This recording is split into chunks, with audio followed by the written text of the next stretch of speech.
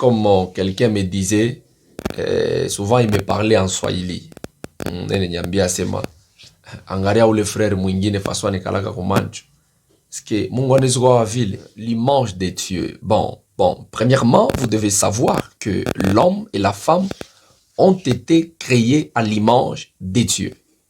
Et c'est cette image qui pose aujourd'hui un véritable problème.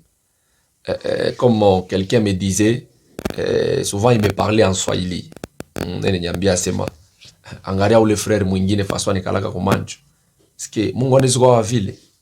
Vous voyez un peu cette façon de voir les choses. Alors que l'image de Dieu est beaucoup plus spirituelle. Et lorsqu'on parle de l'image, beaucoup plus sur le plan de l'original, on veut aussi parler du caractère. En d'autres termes, l'homme possède les caractères de Dieu. Pas seulement l'homme, mais également la femme. C'est de cette façon que j'ai toujours dit, notre Dieu est un donateur. Et une chose donnée incarne la nature et les caractères du donateur.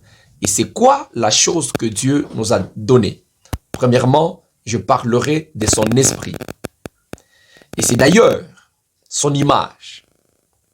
En dehors de cela, un autre caractère, c'est que l'homme est tripartite. Dieu est tripartite également. Parce que lorsqu'on parle de Dieu, il y a une véritable confusion. Certains pensent qu'il s'agit du Père, les autres parlent du Fils qui est Jésus et d'autres parlent du Saint-Esprit.